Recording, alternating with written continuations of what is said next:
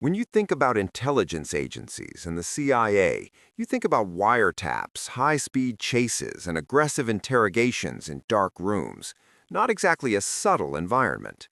But somehow, they produce the most terrifyingly observant human lie detectors in history. Men and women so highly attuned to human behavior that people felt terrified to talk to them. Not because they were being threatened, but because they felt like their minds were being read.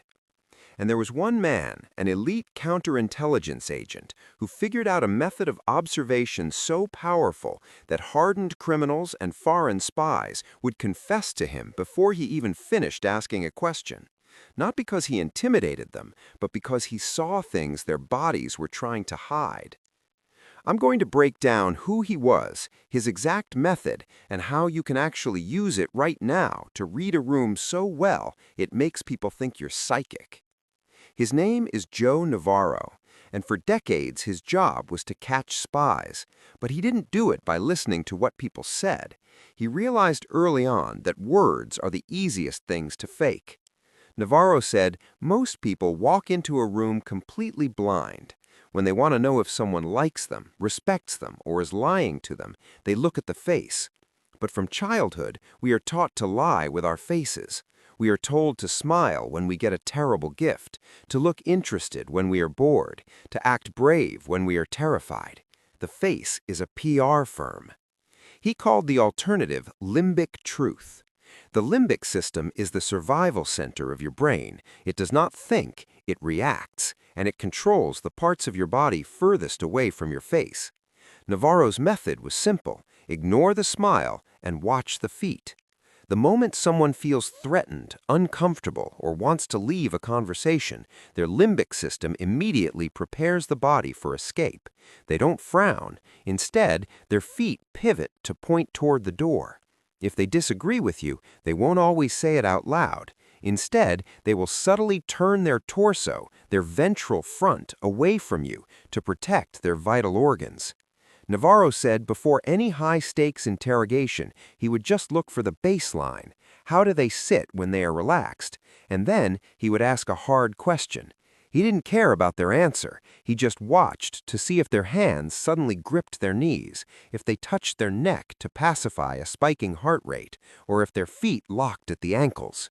Once you see the physical shift, the illusion of the conversation collapses. You realize they are terrified, and the room loses its power over you. And I only started using this when I was 22, sitting in my very first high-stakes negotiation. I was across the table from a guy who had all the leverage. I was pitching him a huge project, and he was doing everything right. He was smiling, nodding, looking me dead in the eye, and telling me my ideas were fantastic. My brain was telling me I had won. But then I looked under the glass table. Both of his feet were pointed directly at the exit door. His hands were resting on the table, but his thumbs were tucked underneath his fingers. A limbic response showing he felt completely uninvested and was withholding information. He was going to reject me. He was just too polite to do it to my face. Most people in that situation would keep talking. They would pitch harder, completely oblivious, and then wonder why they got ghosted the next day. Something shifted in me in that moment. I stopped talking mid-sentence. I closed my notebook, looked at him calmly, and said, "You know what? I can tell this isn't the right fit for what you actually need. I don't want to waste your time." The room went completely quiet. The fake smile dropped off his face. Not because I had been aggressive, but because I had just bypassed his PR firm and spoken directly to his hidden reality. He physically jolted. He leaned forward, uncrossed his arms, and his feet shifted to point directly at me. He didn't just stay in the meeting. For the next 20 minutes, he tried to convince me why we should work together.